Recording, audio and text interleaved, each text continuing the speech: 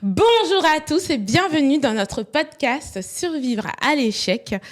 Je suis accompagnée de Nicolas Lemaire et aujourd'hui nous avons deux invités de grande qualité. Pour vous raconter l'anecdote, Nicolas et moi-même, nous nous sommes rencontrés au sein d'un club qui s'appelle le club Édouard VII. Et aujourd'hui, on a l'honneur d'accueillir les deux fondateurs de ce superbe club. Et je vous prie d'accueillir avec moi Bruno Enoki et Stéphane Attal. Bonjour. Bienvenue parmi nous. Je vais Merci. vous demander dans un premier temps de vous présenter vous-même pour que l'audience puisse découvrir vos superbes profils.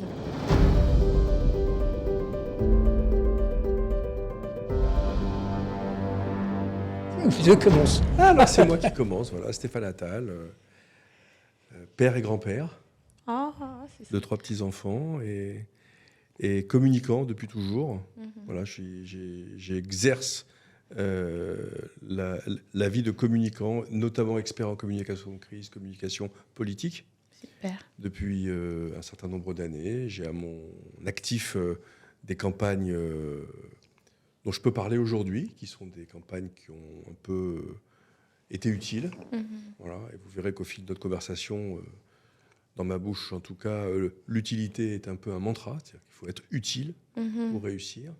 Et parfois, quand on se plante, c'est peut-être qu'on n'a pas été assez utile.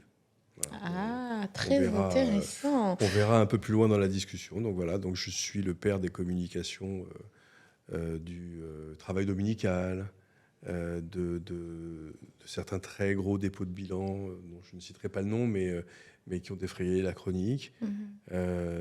Et pour faire court, puisqu'on a du temps, un jour, j'ai mon meilleur ami qui débarque dans mon bureau et qui me dit si on faisait quelque chose ensemble. Je lui ai répondu faisons un club. Et on est là aujourd'hui. Oh waouh. Voilà. Tout est parti d'une petite idée qui est devenue un grand club. Et Bruno, Wow. est-ce que tu peux nous expliquer un peu ton parcours ? Moi, j'ai 3 enfants. J'ai un parcours dans la communication également, mais plutôt côté direction et développement. C'est-à-dire, j'étais un chasseur. Et puis, effectivement, ma vie a changé le jour où on a décidé de monter ce club. Et on va vous raconter comment. Super. Alors justement, est-ce que vous pouvez déjà nous parler du club ? C'est quoi ce club ? Qu'est-ce que vous y faites ? Ça part d'une idée toute simple. C'est que nous, quand on allait dans des clubs, en général, on y allait ensemble et puis on sortait en n'ayant connu que nous-mêmes. Il fallait porter des cravates, ce qu'on ne fait jamais. Il fallait montrer une sorte de patte blanche qu'on n'avait pas. Et à un moment donné, on s'est dit, mais c'est insupportable parce que ces choses-là, les clubs, ça doit servir à quelque chose, mais on ne se rend pas compte de quoi ça sert. Donc, on a décidé d'en faire un à notre manière, c'est-à-dire, comme vous allez le constater pendant cette heure, sans se prendre au sérieux, mais très sérieusement. Super. La première chose qu'on s'est dit, c'est qu'il fallait qu'on réunisse les gens, on ne savait même pas qui, régulièrement. Et qu'il fallait qu'à chaque fois qu'on les réunisse, il fallait qu'ils aient un bon souvenir. Donc, que leur date soit marquée. Et ça passe par faire venir un invité, faire venir quelqu'un qui va parler, qui va raconter quelque chose, qui va les enrichir, qui va leur être utile et qui va changer un petit peu leur journée, en tout cas, si ce n'est leur vie. Et on a commencé par un ambassadeur. Ah, direct. L'ambassadeur, Et boum. l'ambassadeur de France chargé des droits de l'homme dans le monde. Wow. Ah oui, pas n'importe qui. Ah ouais. François Zimret, qui a été le premier invité du club. Il pensait être le 50e. Et quand on lui a dit qu'il était le premier, il a failli partir. et donc ça a commencé comme ça. Et du coup, ça a mis la barre très haut, autant à nous qu'aux invités d'après. Oui, j'imagine. Voilà. Et donc ça a démarré sur cette simple idée qui était de dire, quand les gens viennent, ils payent. Donc il faut que ça leur serve à quelque chose. Bon, on se connaît depuis... c'est pas un secret, on se connaît depuis longtemps, en tout cas il y a quelques années. Et c'est vrai que j'ai souvenir que vous aviez commencé de manière très conventionnelle, très confidentielle. Tout à fait. Et ça s'est accéléré d'un coup. Et c'est quoi la difficulté Absolument. que vous avez rencontrée ? Ouais, tout à fait. On va parler de la V1 du club. La V1 du club, c'est c'est il y a plus de 15 ans, c'est de se dire, il est temps de faire un truc ensemble. On est des copains de lycée, on a fait les 400 coups. Et on a toujours eu envie de monter un business ensemble. À l'âge de 16 ans, on avait déjà le nom de la holding, mais on ne savait pas quoi mettre dedans. Donc on a créé ce club, et effectivement, c'était à côté de nos activités. Parce que Stéphane avait une boîte de relations presse, relations publiques, communication de crise, et moi j'avais une société de chasse d'affaires et de recherche de sponsors qui fonctionnait bien. Et le club était à côté de nos activités. On se réunissait une fois par trimestre autour d'un invité hyper inspirant. Et déjà, on rendait l'inaccessible accessible, mais quelque part, ça crée de la frustration, puisqu'on prenait... Chez nous d'abord. Chez nous, surtout chez nous. D'abord, ça partait de chez nous, une frustration, parce qu'on prenait beaucoup de plaisir à organiser la rencontre, à la vivre, et après, on repartait vers nos activités, et on s'est toujours dit, mais quel dommage, si on pouvait faire que ça serait formidable. Mais à l'époque, on ne pouvait pas.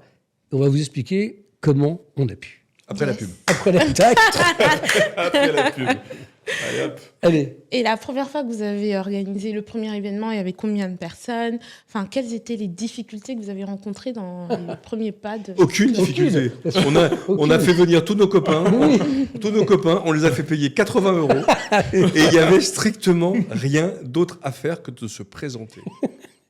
Voilà. C'est vrai Non, que... mais ça, Il en rigole encore. extraordinaire. Non, mais c'est vrai que Il la en rigole première... encore. Mais quand je vous dis que ça n'a eu, on a juste appelé nos copains et on s'est rendu compte de façon complètement fortuite qu'en fait c'était presque comme s'ils attendaient ça de nous. Quoi. C'est-à-dire que C'était naturel. 80 personnes un matin à 8h30 en plein hiver. Hein, En novembre. pas Oh, du wow. tout comme ça, à 8h30 dans un café ouvert exprès pour nous. Et les gens sont partis, il était presque midi. Ils ont presque foutu dehors parce qu'ils devaient faire la mise en place du service de déjeuner. Quoi. Eh ben... Et c'est là qu'on s'est dit, bon, bah, on tient quelque chose.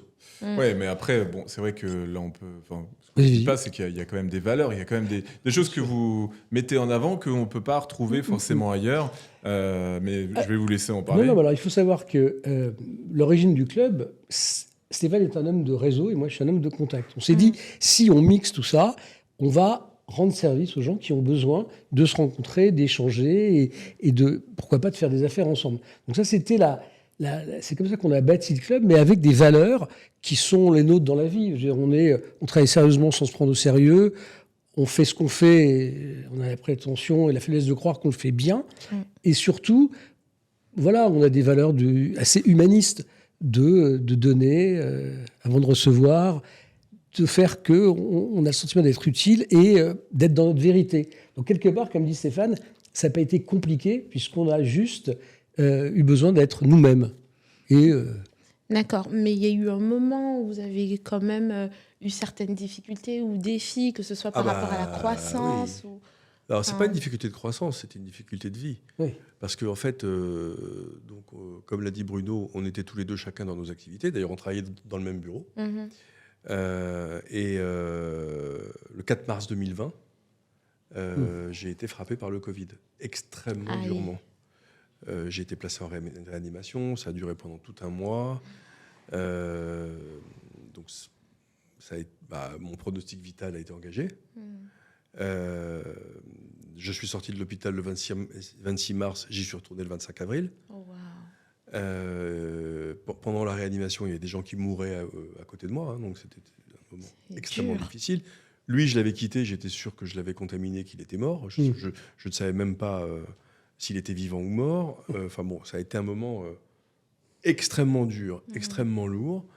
Et on ne sort pas de ce genre d'épreuve quand on en sort, en se disant, bon, la vie reprend. Tu t'en sors pas de la même manière. Non, La mais vision change. On ne peut pas, Ouais. dire, bon, bah voilà, ça y est, je suis revenu, je suis là, la vie reprend et tout se passe comme avant. C'est impossible. Ça frôlait la mort quand même. Malheureusement, il y a plein de choses qui auraient dû ne pas se passer comme avant, mais la vie a repris son cours dans 99% des champs de la vie.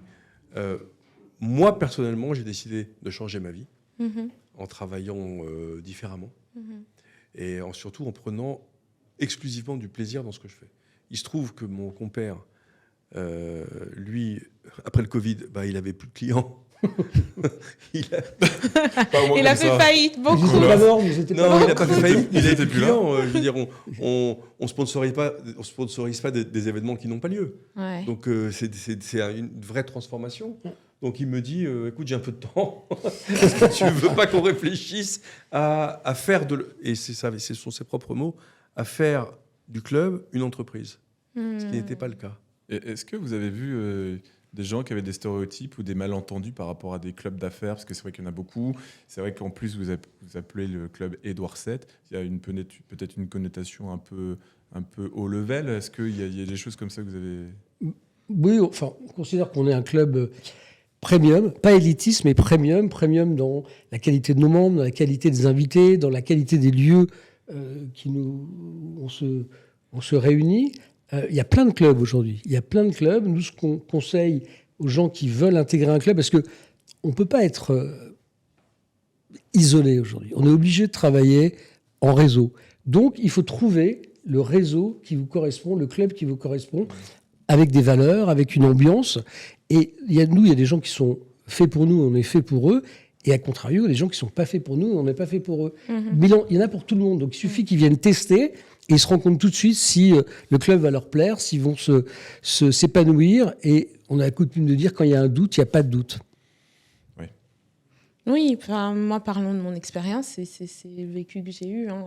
Quand je suis arrivée, je me suis dit, c'est trop bien, je me sens trop à la maison. Parce que pourtant, des clubs, j'en ai fait. Ça, c'est notre ADN. recette, Magique. recette de grand-mère secrète. Ouais, c'est secret, parce que moi, je voulais que vous partagiez un petit peu comment vous avez fait pour attirer des personnes qui se ressemblent, parce que ça reste un club sérieux, mais avec des personnes qui aiment bien rigoler.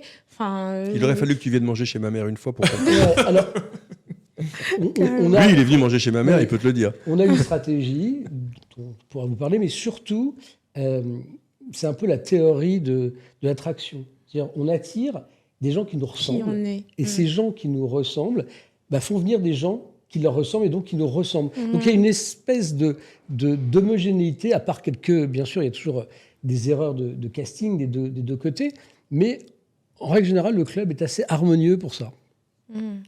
Je veux dire, il y a assez de gens méchants pour ne pas les fréquenter.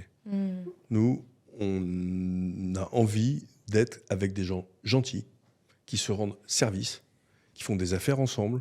La preuve, vous êtes la preuve vivante, tous les deux. Et notre présence ici, pour moi et pour nous, je pense, est la démonstration de l'utilité du club. Tout à fait. Oui, tout à fait. Et d'ailleurs, c'est pour ça que j'allais rebondir là-dessus. Parce que je pense que pas mal de gens qui vont voir ce podcast sont des gens qui soit entreprennent déjà ou n'ont pas encore entrepris. Et souvent, quand on n'entreprend pas, on ne sait pas vraiment où on va, où on met les pieds, pourquoi choisir un club plutôt qu'un autre. Qu'est-ce que vous pourriez conseiller? Alors évidemment, là, on parle de votre club, mais en général, qu'est-ce que vous pourriez conseiller à des gens qui veulent se mettre en avant et rencontrer des gens? Alors c'est une très bonne question parce qu'on peut vous annoncer en avant-première, et je pense que c'est une vraie annonce, c'est que nous allons lancer des modules de e-learning. Et alors on ne sait pas quand, mais ça va venir. Ah bah c'est une bonne nouvelle déjà. Voilà, ça va venir. Et l'idée, mais en fait, la réponse est dans ta question. C'est-à-dire que pour expliquer aux gens ce qu'il faut faire pour networker, le plus simple, c'est de le dire au plus grand nombre. Oui. Le plus simple, c'est d'avoir des process. Parce qu'aujourd'hui, ce n'est pas une option de faire du réseautage. C'était une option il y a encore 10 ans. Hein. Mais aujourd'hui, ce n'est pas une option. Quand on sort de l'école, il faut réseauter. Quand on a passé 25 ans dans la même boîte, on n'a aucune connexion avec l'extérieur. Rien. Son ancienne école, éventuellement, ses anciens collègues, ils sont soit à la retraite, soit morts. Il ne se passe plus rien. Donc on a besoin de se reconnecter, de se réénergiser, de se réoxygéner, comme dit Didier Deschamps. Globalement, networker est devenu aujourd'hui la composante majeure de quelqu'un qui se lance dans l'entrepreneuriat, que ce soit dans une entreprise individuelle ou dans une entreprise multinationale. Dans tous les cas, on a rencontré des gens qui sont venus au club. Quand on a le vice-président de Thales ou le patron de Fnac Darty dans quelques jours, ces gens-là, ils ne viennent pas au club juste parce qu'on leur a paru sympathique. Hein. Ils viennent au club raconter leur vie. Pourquoi ? Parce qu'ils savent que c'est important. Ils savent que passer des messages en one to few, c'est important. Ils savent que plus ils donneront d'eux et de leur personne une image conviviale, sympathique, plus ils rendront leur marque chaleureuse. On n'est que dans du marketing en réalité. Sauf que les fameux 4P du marketing mix qu'on a appris à la fac et qu'on a mis en place, et ben maintenant il y a aussi le N de networking. Et vous diriez quoi à des gens alors déçus du networking ou des réseaux Alors, en général ? Ça dépend. Nous, on est très vigilants quand quelqu'un vient découvrir notre club, puisque je ne peux pas parler des autres, c'est de dire qu'est-ce que vous venez chercher. Oui. Et est-ce que notre club est capable de vous apporter ce que vous venez chercher. Si vous venez chercher, je dis n'importe quoi, du business immédiat, c'est pas chez nous. Donc ne perdez pas de temps. D'ailleurs, je pense que c'est chez nulle part. Non, oui, c'est mais chez nulle part. c'est chez nulle part. Chez personne. C'est chez personne. Non, mais c'est chez nulle part. Coupé chez nulle part. Mais c'est Non, chez c'est personne. Marcel, Non, mais c'est vrai. Marcel nulle part. C'est une vérité. Ce n'est pas chez Marcel nulle part que vous trouverez ça. Non, en fait, il y a des gens qui pensent que tu viens dans un petit déj, tu donnes ta carte de visite, tu vas avoir du business. Non, nous, on est facilitateurs de rencontres et de la rencontre peut naître du business ou des partenariats à court, moyen ou long terme. Encore une fois. Encore vous en êtes la preuve. Voilà, donc, mais moi, je voudrais juste revenir sur le fait que, en fait, votre podcast, c'est sur comment on survit à un échec. En fait, on peut dire que, quelque part, les choses sont bien faites, puisque c'est grâce à des échecs de la vie, puisque Stéphane a failli mourir, hein, et moi, quand il est tombé malade, j'ai cru que... Je lui ai dit au revoir, je l'ai embrassé. Ben oui. Il m'a dit au revoir. Il m'a dit j'ai de la fièvre, j'ai une grippe, je vais me coucher, je ne reviens pas. Et puis finalement, il a été hospitalisé. La personne qui peut-être lui a contaminé en est mort. Donc je me suis dit, Stéphane va mourir. On en rigole aujourd'hui. Hein. Mais bon, à l'époque, on n'en rigolait pas. Il va mourir, je vais mourir, ma femme va mourir, mon fils va mourir. On va tous mourir. On a été confinés avant tout le monde. Quand j'ai reçu son message de SMS en me disant qu'il allait à Bichat, j'ai les poils qui se sont dressés, mon sang qui s'est glacé, mais vraiment, donc, quand on y repense. Et puis finalement, de cet échec, ça a été, il a pu rebondir en vous disant que voilà, il faut faire autre chose de sa vie et donner peut-être du sens. Et moi, quelque part, j'avais une boîte qui tournait bien, et puis au moment du Covid, ça a arrêté. Je pensais que ça allait reprendre. Et quelque part, ça n'a pas repris, donc on peut dire que c'est un échec. Et ben non, de cet échec, on l'a transformé, on en a fait... Alors peut-être que les planètes étaient alignées, et peut-être aussi que c'était le bon moment. Parce que les gens sortaient du Covid, les gens avaient été isolés, les gens avaient envie de se retrouver autrement que des apéros Zoom, quoi. Et donc on était là, et c'est bien tombé finalement. Je pense que les planètes étaient alignées. On a décidé cette transformation qui maintenant a 4 ans, mais à restructurer notre vie. Parce que d'abord, on travaille ensemble, ce qui est formidable, parce que là, on a l'impression d'être 2 chefs d'entreprise, ok, mais avant tout, on est 2 copains de lycée. Enfin, lui, il est copain avec moi. Moi, je crois que c'est mon ami, lui. Parce que, en fait, il a fait un serment à mon père de s'occuper de moi. Donc, même c'est un homme de valeur. Ouais, je ne suis pas mon ami du tout. Mais voilà, d'abord, on travaille ensemble, c'est plutôt plaisant, puisqu'on se connaît par cœur, on n'a pas besoin de se raconter des carabistouilles. Et surtout, on a cette utilité qui fait que les gens sont heureux de se réunir. On leur fait passer des bons moments, que ce soit des matines inspirantes, des petits déjeuners, des afters. À chaque fois, c'est une espèce de bulle de bienveillance, de gentillesse. Donc, on a cette utilité. Et moi, je trouve ça formidable de pouvoir dire on fait quelque chose qui nous plaît et qui est utile. Bien sûr. Qu'on a évoqué avant de commencer le podcast, c'est la résilience. Et je crois que on peut parler de tout. Oui. Je crois qu'être juif, c'est être résilient. Voilà. Et à notre tout petit niveau, eh bien, on a fait la démonstration que la résilience peut apporter une nouvelle entreprise dans le monde de l'économie française, alors que c'était juste une idée de copains de lycée. Et pour compléter ce que tu dis, pourquoi on l'appelait Édouard VII ? Oui, c'est ça, c'est la vraie question. Ouais. La vraie question, c'est qu'Édouard... Parce que c'était un gros cochon. Mais non, il adorait les maisons closes. non, mais surtout, pourquoi ? Parce que Édouard VII est à l'origine de l'entente cordiale entre la France et l'Angleterre. Donc 2 pays qui depuis un siècle se combattent. Et un jour, il y a un traité maritime qui fait que, quelque part, le business apporte la paix dans le monde. On s'est dit qu'à notre petit niveau, si on pouvait contribuer à à ça, ça nous allait bien. Donc C'est il y a vrai que beaucoup ça de fait valeurs. Ouais, Oui, ça fait, alors ça ça fait fait très chier, ça fait très Là, neutre. anglais. on la c'est- comprend, mais c'est vrai que indirectement, d'expérience, on peut se dire, ça peut Pourquoi ouais. paraître un peu, Mm. ça peut faire peur. Ça peut faire peur, un mais truc un peu VIP. absolument. Mais il suffit de venir et vous n'aurez plus peur. Effectivement. Mais, Mais- on va dire, la vraie histoire, la vraie anecdote, c'est que le premier petit-déj qu'on a fait, dont on a parlé tout à l'heure, on l'a fait dans un café qui s'appelle chez Bertie, qui n'existe plus d'ailleurs, enfin, qui s'appelle Non. plus comme ça, qui est Square Édouard VII.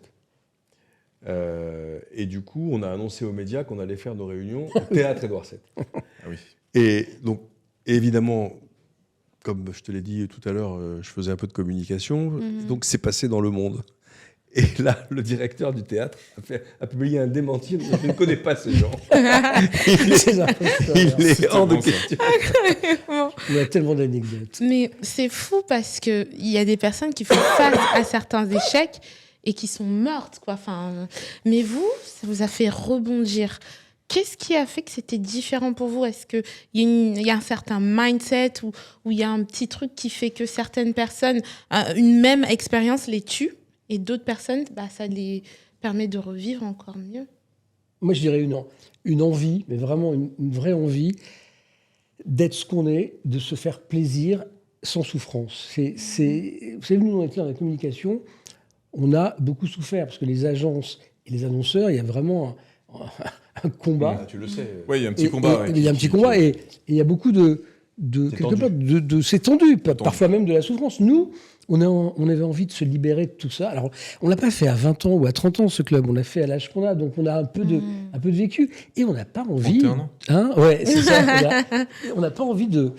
On n'a pas envie de s'embêter, on n'a pas envie de devoir arriver le lundi matin avec la boule au ventre. C'est pas possible, ça. Ah, ça, d'accord, mais il y a aussi le fait que, à un moment donné, d'abord, faut se poser la question. Enfin, moi, à mon stade où j'en étais, fallait se poser la question, c'est est-ce que j'arrête tout? Bah oui. Parce que, en fait, j'étais administrativement, on va dire, en situation de tout arrêter, parce que j'étais plus apte, en fait. Et là, j'ai pas l'impression de travailler, moi. Et c'est Ah, ça, quoi c'est trop bien. Aujourd'hui, je suis pas capable d'aller au bureau à 8h du matin. Hein. Quand il est sorti de son Covid, la première chose que je lui ai posée, c'est qu'est-ce que tu veux faire du reste de ta vie? Et il m'a dit être avec toi. C'est trop mignon. Mais ça, c'est lui. C'est une Non, mais fausse la anecdote. chérie ne pense pas ça. C'est pas vrai, ma chérie. Et moi, C'est pas possible. ma raison d'être, c'est de lui pourrir la vie. Et s'il meurt, je lui pourris plus la vie. Donc, qu'est-ce que je vais faire de ma vie? Donc, on est liés quelque part. C'est mon ange gardien et je suis son Jiminy Cricket. Il n'a pas dit ça. Mais Non, mais, donc l'échec, pour nous, l'échec, c'était moi, ça aurait été de retourner faire de la chasse d'affaires dans un univers qui c'était de plus en plus tendu, où il y avait de moins en moins de sous, c'était beaucoup moins fun. Et lui, son échec, ça aurait été de retourner au bureau et refaire la même chose. Je crois qu'on était au bout d'un truc. Donc J'ai monté mon agence en novembre 1992. En reprenant une entreprise en dépôt de Milan. Le premier échec de ma vie, ça a été ça, parce que en fait, je me suis fait avoir. J'ai racheté, avec l'argent de mon père, une coquille vide. Aïe. Okay, mais je me suis bien fait avoir, comme il faut, hein, avec plusieurs zéros. Et les 7 premières années de ma vie de chef d'entreprise, je les ai passées à récupérer l'argent pour rembourser mon père. Et comment t'as surmonté? Comment t'as réussi à surmonter ça? J'ai bossé 24 heures sur 24. C'est simple. J'ai bossé 24 heures sur 24. J'ai été père de famille, jeune père de famille. J'ai quitté le job où personne ne voulait que je parte pour racheter cette entreprise. Et il s'est avéré que c'était un leurre. J'ai été victime d'un leurre. J'ai fait un procès. Et au bout de 7 ans, j'ai gagné 1 franc. Pour dommages et intérêts. Ouais, donc il fallait garder la gagné. motivation. Mais j'ai gagné. Ouais. Mais j'ai gagné. Et pendant ces 7 ans, je n'ai fait que travailler pour rembourser mon père. Non, mais il y a aussi des... Pardon. C'est pas évident, hein. Et vous savez quoi? Quand je l'ai remboursé, il est tombé malade et il est mort. Oh là là. Donc il faut quand même savoir que la vie d'un chef d'entreprise, elle est faite de combats, Mm. de combats qui viennent de l'intérieur de soi. Et il y a un moment donné, on se dit, peut-être qu'on peut combattre pour une autre cause que sa survie. Peut-être qu'on peut combattre pour le bien-être des autres, par exemple. Et ben voilà. Mais c'est justement ce que j'allais vous demander. C'est quoi aujourd'hui l'inspiration que vous en avez? C'est quoi les inspirations que vous avez? Que ce soit personnalité ou autre. Mais... Moi, juste, je voudrais revenir sur la notion d'échec, qui fait que finalement, peut-être que l'échec arrive à un moment où ça t'emmène sur une autre voie qui était peut-être la voie naturelle. Moi, je prends un exemple. J'ai été, entre guillemets, programmé pour être avocat. J'ai fait des études de droit et tout allait très bien jusqu'au moment où j'ai raté le dernier diplôme pour être avocat. Et j'ai bifurqué dans la communication où j'avais déjà quelques accointances. Et en fait, finalement, c'était là vers où je devais aller. Donc, quelque part, l'échec est arrivé à un moment où il m'a révélé la voie que je devais prendre. Donc, c'est un peu une espèce de magie. Mais En fait, il s'est planté à cause d'une fille. Heureusement Non, mais qu'il a il faut- eu des échecs. Je vais te dire la vérité, moi, il s'est planté parce qu'il est tombé amoureux. C'est pas du tout, elle qui du était tout. amoureuse. Voilà, il était amoureux. C'est elle qui était amoureuse de Et moi. évidemment, il a arrêté de travailler. C'est tout. Voilà, il était Et donc voilà, obnubilé. donc ça c'est donc, peut-être l'échec qui fait que je suis allé dans la communication et puis de communication, donc vous connaissez l'histoire, mais moi je pense qu'on peut se relever d'un échec. D'abord, la vie elle est faite de hauts et de bas. On a tous des hauts, on a tous des bas. Quand on est en bas, il faut se rassurer en se disant ça va remonter. Quand on est en haut, il faut en profiter parce Il est que propriétaire d'un site qui s'appelle poncif.com. Ouais. je le déteste. Bon, en gros, il faut accueillir quand même l'échec. Moi, Bien je sûr, trouve, c'est il faut accueillir Ouais. tout ce que la vie t'apporte. On dit toujours que c'est toujours un mal pour un bien. Et quel est le cadeau? Nous, on se dit toujours quel est le cadeau. Quand il nous arrive une merde, on se dit toujours quel est le cadeau? Et en fait, on le Même une trouve. maladie. Oui, il y a toujours un cadeau. Ouais. Même une maladie, enfin, quand on a un peu de spiritualité en soi, moi je connais des gens extrêmement, on va dire, haut placés dans le monde spirituel, qui te dit qu'une maladie grave, c'est une caresse de Dieu. Quand on arrive à prononcer ces mots-là, et quand on est dans l'entourage de ces gens-là, on finit par être imprégné, en fait.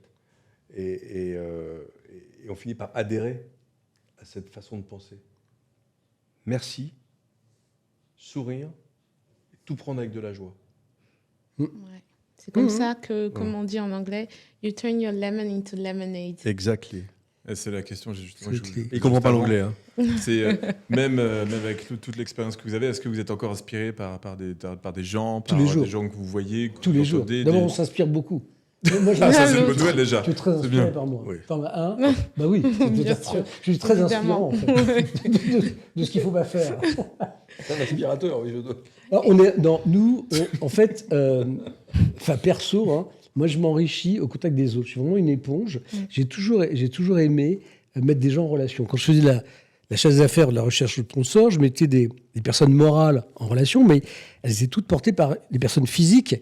Et j'ai jamais vu deux personnes qui ne s'entendaient pas faire affaire ensemble. Donc ça, quelque part, il y a toujours ce côté, quand on ne s'entend pas, ça ne le fait pas. Donc, qu'est-ce que je disais? Regardez sur poncif.com. Pourquoi je parle de Pour ça? rebondir maintenant, enfin, le club est clairement un succès. Est-ce que vous avez d'autres ambitions? C'est quoi la suite? Et il veut m'épouser, moi j'ai toujours refusé. Partir avec le perroquet.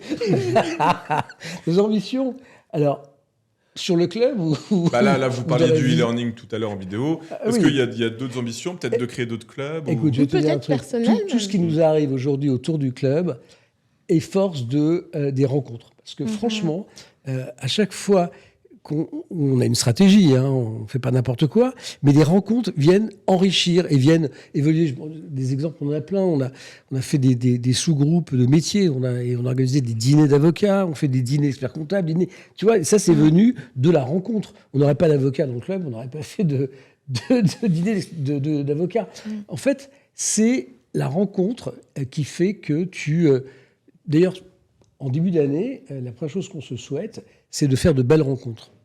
Avant toute chose. Et c'est pas par hasard si on a créé ce club de rencontres d'affaires, puisque d'une rencontre, tout peut arriver. D'ailleurs, vous êtes encore la preuve. Et d'ailleurs, on se vante d'avoir été à l'origine d'un mariage. Ouais. Il y a un couple qui s'est rencontré. Ah oui, Bah, c'est pas un avocat. Non, un mariage professionnel. Non, ils ont fait un... Incroyable. Waouh. Comme vous. Ouais, comme vous allez le marier, non? Ah oui, bah, bien sûr, c'était prévu. Bon, on allait vous l'annoncer à la fin du podcast, mais Non, pas tout de suite. Mais c'est une rencontre professionnelle qui aboutit. Ils sont mariés, quoi. Oui, mais ils ont aussi monté une boîte ensemble. Et Tu vois, comme super. quoi, C'est ouais. génial. Ouais, c'est d'ailleurs, magnifique. c'est normal. si je peux rebondir là-dessus, j'allais vous poser la question, c'est comment vous arrivez à concilier vie pro et perso? Parce que Super là, bien. peut-être plus maintenant que quand vous aviez vos autres activités avant, parce que c'est peut-être plus libre, mais... Alors, je vais te dire, c'est une excellente question. C'est vrai. Et qui nécessite, en fait, d'abord et avant tout, d'avoir une excellente condition physique. Mais je suis très sérieux. Quand on a 5 événements par semaine, Ah oui, c'est vrai. 5 Ouais. événements par semaine, si tu picoles, Ah oui. si tu manges pas normalement, enfin, si tu manges pas avec réflexion, avec conscience, si tu fais pas de sport, Bah, ce que tu dis pas, c'est que c'est quand même des rendez-vous qui sont lieu toujours dans des cafés ou dans des restaurants. Absolument. Ah Donc, Ah, mais t'as- évidemment, c'est vrai. Ouais, tu pourrais tu ne fais faire que boire ou manger, quoi. Et la Ouais. plupart du matin, c'est soit tôt le matin, soit après le travail. Oui. t'as raison. Ouais. Mais nous, on ne boit Donc, pas. La semaine qui vient, Mm. Là, cette semaine. cette semaine, nous avons 5 événements du club.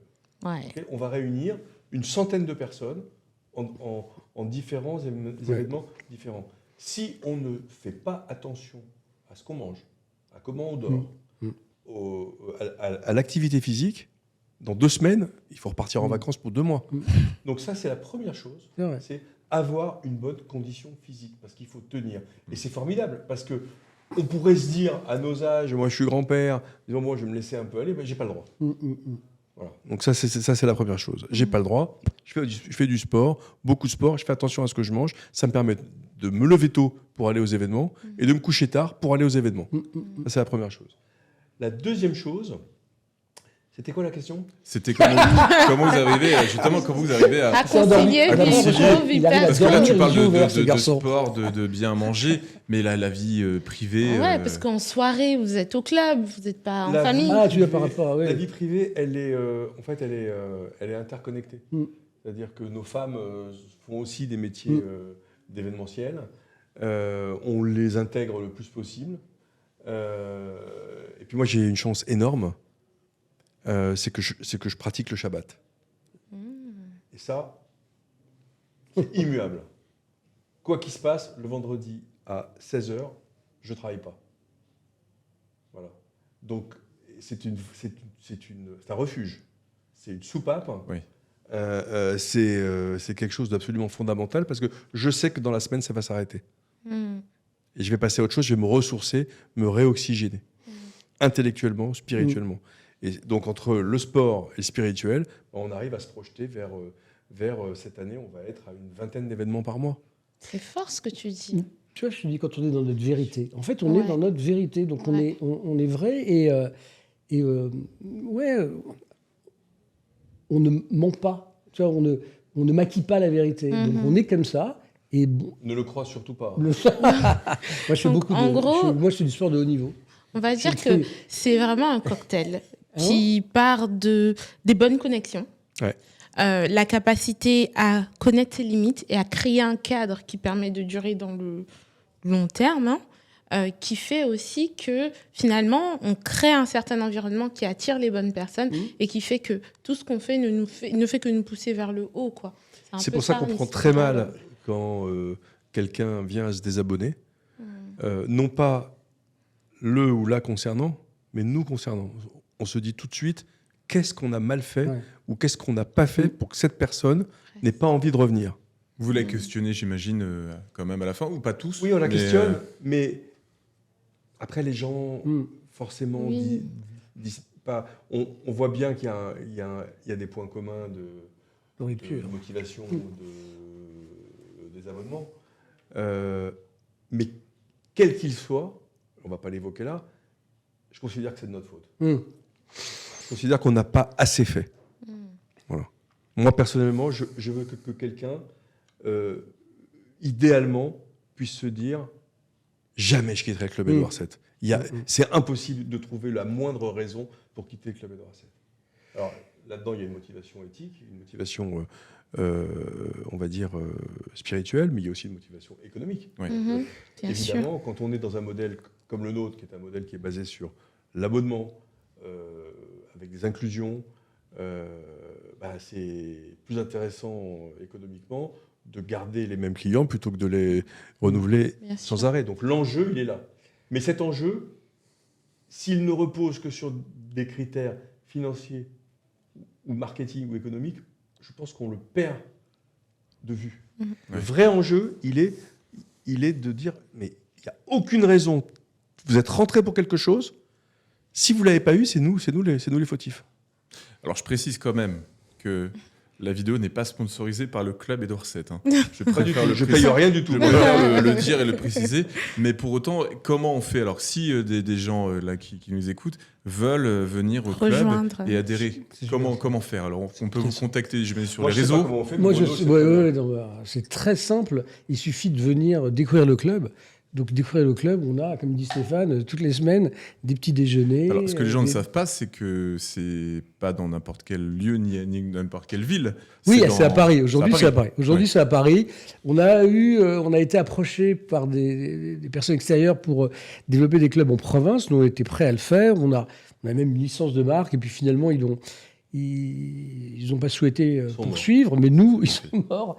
On les a tués. Et en fait... Nous, on est prêt à ouvrir en province. Je veux dire, comme dit Stéphane, dans chaque ville où il y a un écosystème, il y a la place pour un club de Orsett. Mais bon, comme on ne peut pas se démultiplier, il faudrait des relais. Mais on ne va pas parler que du club, on va parler des échecs aussi. On peut parler de vous ? Et comme dit Stéphane, en parlant d'échecs, les gens qui partent, on pourrait dire, on s'en fout, qui partent, mais on se remet beaucoup en question. En fait, on travaille beaucoup. On a un rythme qui est le nôtre, qui est particulier. Je ne vais pas vous le dire, mais bon, c'est pas que si, je vais vous le dire, mais le mardi, mercredi, jeudi, c'est consacré au blog d'événements. Mais le lundi, on est ensemble et on réfléchit beaucoup, on avance beaucoup, donc sur des préoccupations de chef d'entreprise, mais aussi des préoccupations par rapport à nos membres, puisqu'on ne vend pas des produits, nous, on vend de la relation humaine. Donc il faut, comme dit Stéphane, si les gens s'en vont, c'est qu'il y a un problème. Donc à nous de se remettre en question, de réfléchir, de retravailler là-dessus. On brainstorm beaucoup, en fait, avant de lancer les choses. On a l'impression que le club, c'est juste un truc de copains. Ça l'était peut-être quand ce n'était pas notre entreprise. Maintenant que c'est une vraie entreprise, c'est une réflexion de chef d'entreprise, mais avec ce supplément d'âme. Ce supplément, d'abord, parce qu'on est tellement proches qu'il n'y a pas de problématique d'associés. D'abord, on a fait une levée de fonds, il faut le savoir. C'est que quand on a décidé de faire du club une entreprise, on a repris les codes des chefs d'entreprise. Pour faire une entreprise, il faut de l'argent. Ceux qui vous disent le contraire n'ont pas fait d'entreprise. On est bien d'accord. Donc on s'est dit, il faut de l'argent, qu'est-ce qu'on va faire ? Après tout, on a une marque, on a déjà un actif. Un passé, un petit chiffre d'affaires, qui n'était pas notre préoccupation première à l'époque, donc il n'était pas très élevé, mais voilà. Et donc on s'est dit, on va faire comme tout le monde, on va lever des fonds. La levée de fonds, elle a fonctionné. Et avec cet argent, on n'est pas parti en vacances, on a recruté, on a structuré, on a digitalisé le club. Donc, on a aussi créé les conditions pour que le club devienne une entreprise. On s'en est donné les moyens. D'abord parce qu'on a lâché du capital. Voilà. Donc, c'est jamais neutre. Et donc, on est aussi, on va dire, redevable et responsable vis-à-vis de nos actionnaires que le produit qu'on leur a vendu perdure, fonctionne et, in fine, leur rapporte un peu d'argent. Un jour. C'est important de le dire. Quand je dis que c'est devenu une entreprise, c'est devenu une vraie entreprise avec les codes d'une entreprise. Voilà. Et pour revenir à ta question tout à l'heure, l'équilibre vie privée, vie professionnelle, comme dit Stéphane, nos femmes sont dans l'événement, entre guillemets. Donc elles sortent aussi de leur côté et elles comprennent ce que c'est que de ne pas être disponible le soir, par exemple, parce que on est un after-work. Donc elles respectent tout ça. Donc on a déjà des compagnes qui connaissent et qui comprennent. Et parfois, on sort en même temps, mais pas au même endroit. Et puis surtout, comment on tient, au-delà du sport, c'est qu'on se préserve, en fait. On se préserve. Et c'est pas c'est vrai que vu l'extérieur, on doit se dire, ils sortent beaucoup, les dîners, les after-work, les petits-déj, les trucs. Mais oui, mais on est très frugal au petit-déj. Mais je ne bois Ouais, parce que- jamais Moi, je bois pas d'alcool. d'alcool. Parce que finalement, vous pourriez vous dire pourquoi être à tous ces événements. Alors, pourquoi c'est ça. Alors, Ça c'est aussi, une vraie bonne question. C'est une vraie question. Tu sais que tu aurais pu être journaliste. Ouais, c'est une vraie question. Il y a quelque temps, on pensait qu'on était les seuls à incarner le club et qu'il fallait qu'on soit partout. Et depuis quelque temps, force est de constater que à partir du moment où on a un ambassadeur qui nous ressemble et qui nous représente, ça se passe bien. Je veux dire, les dîners d'avocats, on n'y va pas, parce qu'on n'est pas avocat, Oui. donc ils sont entre eux. Oui, c'est ça. Vous Mais faites pas les dîners il y a d'experts. une avocate qui nous connaît par cœur, qui est maître de cérémonie. La même chose avec les dîners des gens de communication. Ouais. Et à ce Que tu connais, que tu as vu. Bien sûr, mais Oui, moi, bah j'en oui, fais oui, partie, oui. donc évidemment. Et puis là, on a eu cet été une opportunité d'une membre qui nous a dit vous êtes pas là au mois d'août, si vous voulez, je peux continuer pour vous les petits déjeuners. Mhm. Donc elle a fait le petit déjeuner du jeudi au mois d'août, ça s'est super bien passé. Et on s'est dit mais pourquoi pas ne pas rajouter un petit déjeuner dans la semaine et lui confier. Et donc on lui a confié maintenant tous les petits déjeuners. Donc le premier c'est mercredi prochain, on n'y est pas. Et c'est elle parce qu'on est rassuré sur le fait que c'est une bonne ambassadrice du club. En fait, Elle a de aujourd'hui, valeur, on a un bloc de networking Mm. mardi, mercredi, jeudi, avec un petit déjeuner par jour, auquel on ajoute cette semaine un déjeuner mensuel thématique et seulement réservé à nos membres. Cette semaine aussi, un after work le mercredi soir. Donc on a 5 événements qui se superposent. Mm. Il faudrait le vérifier, mais je ne suis pas sûr qu'il y ait les mêmes gens aux on va faire différents ouais. événements. Il doit y avoir un peu de collusion entre l'afterwork et un ou deux petits Les déjeuners. déjeuners. Mais il n'y a pas les mêmes gens Non. aux 3 Non. petits déjeuners, ça c'est sûr. Vous l'avez pas dit d'ailleurs. Combien de membres vous avez alors aujourd'hui? Aujourd'hui, on a 250. Et Ça va grandir. Et Ça va augmenter. En fait, enfin, ça s'équilibre. il faut que ça monte, Mm. mais ce n'est pas indispensable. C'est-à-dire que, encore une fois, on a vraiment ancré et imprimé dans notre réunion de début d'année, de rentrée à toute l'équipe, que ce qui compte, ce n'est pas de progresser, c'est d'abord que les gens soient fidèles. Donc, on a un churn, hein, comme on dit dans Oui. un taux de désabonnement. Notre objectif, c'est de le diminuer le plus possible. Ouais. Et donc, naturellement, ça va progresser. Mhm. Mais je ne voudrais pas qu'on soit exclusivement dans la course au recrutement, parce que ça fait perdre de vue Ouais. l'essentiel. Et l'essentiel, c'est pas les rendez-vous, c'est les gens. Mm.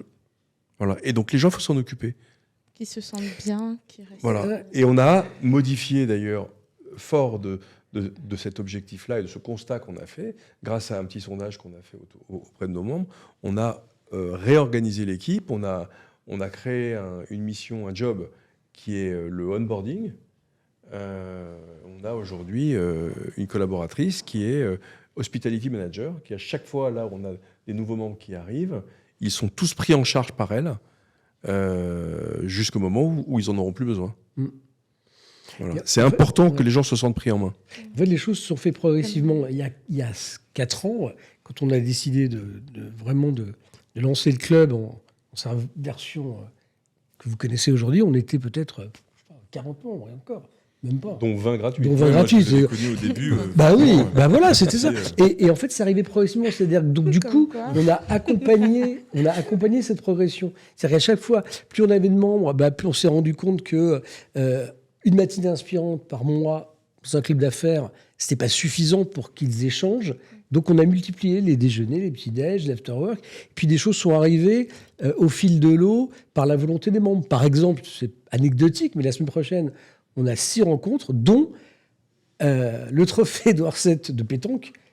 C'est pour Ah être oui. anecdotique, Ouais. mais c'est un membre qui est à l'origine, et il se passe beaucoup de rencontres. Hein. Forcément, les gens entre deux parties, ils parlent d'autres choses et ils bah parlent oui, de business. ça Et puis fait surtout, le vendredi, on a l'Édouard VII Golf Club. Oui. Donc aussi, Mais- déjà oui, bah oui, ça, Et- ça permet de créer du ben voilà, lien, ça permet de créer ouais, dans une un autre, cadre d'autres différent. d'autres Mais je- affinités, Mhm. d'autres liens. Je rebondis là-dessus, d'ailleurs, parce que tu disais justement les lieux informels, c'est les moments informels. Quand tu es entrepreneur, jeune entrepreneur ou même vieux entrepreneur, finalement, Tu trouves que c'est pas mieux de faire du business dans les moments informels plutôt que formels? Ou c'est vraiment pas, ça a vraiment pas son importance? Il est bon, hein. Il est très bon. Il est très très bon.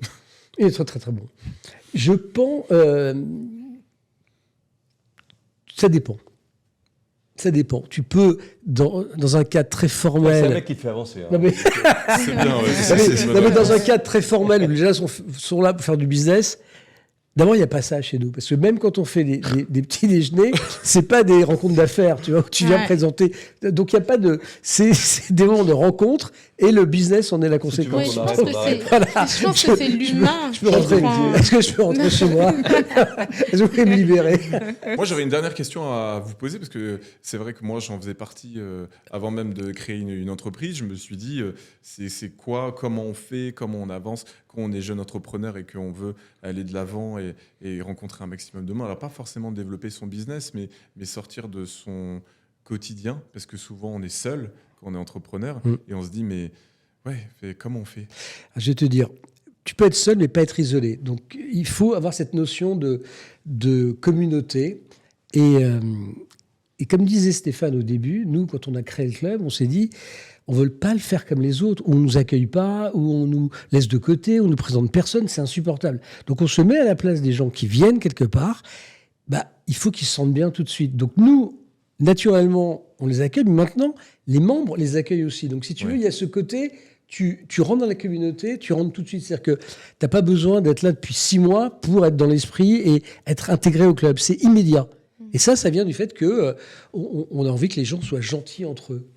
Donc, moi, je dirais un entrepreneur qui veut pas être seul, qui vienne. Et puis, de toute façon, il rencontrera des gens par affinité et il verra ces gens en dehors des événements du club. De toutes les manières, un entrepreneur, il doit avoir son écosystème. Mais oui. Après, on appelle ça comme ça de nos jours. Il y a quelques années, ça s'appelait l'environnement économique. Des années encore avant, ça s'appelait je ne sais pas comment. Mais dès qu'on entreprend, il faut avoir un réseau. Un réseau, et ne serait-ce que pour choisir son expert comptable, un avocat en cas de litige, trouver un huissier pour relancer un client, je dis n'importe quoi, mais c'est le quotidien du patron, ça. Ouais. Mais comment tu fais quand tu ne sais pas? Donc il faut, et aujourd'hui, il y a des réseaux structurés. Ce qu'il n'y avait pas avant. Aujourd'hui, il y a des réseaux structurés. Quand on a monté le club, je vais montrer un bottin et un bottin de club comme ça. Donc, c'est pas une blague. Hein. Nous, ce qui fait aussi la différence par rapport à peut-être d'autres clubs, c'est que c'est une grande richesse, une grande diversité de métiers. Donc, c'est pas un club de communicants. Quand on a créé le club, on s'est dit on veut pas faire un club de publicitaires pour entre soi. Donc, on s'enrichit au contact des avocats, des experts comptables, des notaires, des conseillers en gestion de patrimoine. Donc, on s'enrichit au contact de ces gens. Pour répondre à une question tout à l'heure aussi, c'est ça qui nous fait vibrer. Moi, on a plusieurs petits déjeuners par semaine. J'y vais jamais en train dans les pieds parce que je sais qu'il va se passer quelque chose. Comme dit un de nos membres, c'est une pochette surprise. Tu sais pas tu sais pas qu'il va y avoir, qu'est-ce qui va se passer, quelle va être l'actualité. C'est magique. Moi, je me laisse. C'est très intéressant parce que ce membre-là, non pas toi ce membre-là, il est avec nous depuis 3 ans. Il ne vient que le jeudi matin. Mais tous les jeudis matins. Donc que le jeudi matin et tous les jeudis matins. Il pourrait se dire, tiens, je vais faire le mardi. Non, il fait le jeudi matin et chaque jeudi matin, il dit, c'est une pochette surprise. Ouais. Soit parce que je crée des affinités avec des gens et je fais des rendez-vous après, et on l'a vu faire des rendez-vous pour ses affaires avec des gens qui étaient là, soit parce que je rencontre des gens nouveaux. À ce sujet, ce que je voudrais dire, ce qui est très important, c'est que nous ne sommes pas des intermédiaires d'affaires. Nous ne nous mêlons pas du business de nos membres. Si vous faites une affaire tous les deux, grand bien vous fasse. 1, on ne veut pas le savoir. 2, on ne veut pas facturer quoi que ce soit. Et si vous vous fâchez, il ne faut surtout pas que vous nous le disiez. Ce qui veut dire que nous, on est libres. Notre boulot, c'est de faire la rencontre. C'est pas de faire ce que vous faites après. Il y a des clubs où c'est pas ça. Il y a des clubs où on dit, voilà, vous adhérez et vous allez nous donner X%, 0,X% du chiffre d'affaires que vous allez faire entre vous, etc. C'est pas du tout notre philosophie. Mais pas du tout. C'est un autre métier, en fait. C'est apporteur d'affaires. Ouais. Bon, on n'est pas apporteur d'affaires. Mais on se rend compte qu'il y a énormément d'affaires qui se font au Club Édouard VII. Mais énormément, entre les membres. Et surtout, grâce aux membres. Parce que ce dont on ne se rend pas compte, ce qu'on ne peut pas mesurer économiquement et financièrement, c'est ce que te rapporte le contact que la personne qui a pris un petit déjeuner en face de toi t'a apporté en répondant à une de tes problématiques. C'est inchiffrable. En fait, on n'impose rien, on propose plein de choses qui fait que les gens vont être à l'aise. C'est ce qui fait la différence. Ouais. On est dans une grande liberté, mais organisée et structurée, parce qu'on ne fait pas n'importe quoi. On n'aurait pas reçu un ancien président de la République si on n'était que des rigolos. Quoi. En fait, dans votre stratégie, le business est une conséquence, mais pas la cause. Absolument. Et c'est ce qui fait qu'on est très vigilants. Quand les gens viennent nous découvrir, comme tu dis, on leur dit, le club, c'est pas ça, ou c'est ça, pour justement qu'ils ne pensent pas que le ROI va être financier tout de suite. Tu peux avoir un ROI qui sera par les rencontres que tu vas faire, par les partenaires, par les partenariats. D'ailleurs, vous donne vraiment la preuve. Moi, j'ai une ancienne relation d'affaires à moi qui s'est inscrit au club. Le jour où il est arrivé au club, il m'a dit la phrase qu'il ne fallait pas me dire. Il m'a dit « Qui tu me présentes ? Et avec quel brief, c'est un publicitaire, je vais repartir. » J'ai dit « Tu sais quoi ? Reprends ton abonnement. Reprends ton abonnement, on va s'engueuler. » C'était une réunion, il faut pas se tromper. Une réunion. Faut pas se tromper, en fait. Faut pas se tromper. Qui tu me présentes ? Je prends personne, t'es grand. Ouais. Par contre, t'es là, il y a 100 personnes autour de toi. Va serrer des mains. Tu sais, il y a un truc qui est très drôle chez nous, c'est qu'il n'y a pas de carte de visite, en fait. J'y pense. Je ne vois personne changer les cartes de visite. Mais non, c'est fou quand même. Par exemple, Stéphane n'a encore jamais de lettres. Les WhatsApp. Un petit peu quand même. Mais après, bon, c'est vrai qu'il y a des QR codes. Mais c'est plus naturel, c'est pas comme un certain club. C'est plus informel, c'est plus... Voilà, je pense que donner sa carte de visite, ça maintient une distance. Prendre le numéro de téléphone de quelqu'un, c'est comme si on intégrait la vie privée dans la vie professionnelle. Ouais. Après, c'est culturel. Il y a des pays où c'est culturel. Peut-être en France, c'est en Chine, oui, je suis d'accord. Japon, Chine, oui. Merci beaucoup pour avoir suivi ce nouveau podcast. Merci de liker, commenter et partager. Ça va aider évidemment l'algorithme à nous mettre en avant. Si vous avez aimé ce podcast, on en fait un chaque semaine qui est diffusé avec de nouveaux invités, de nouvelles expériences. Suivez-les. Je pense que ça va vous apprendre beaucoup. Je vous dis à très vite.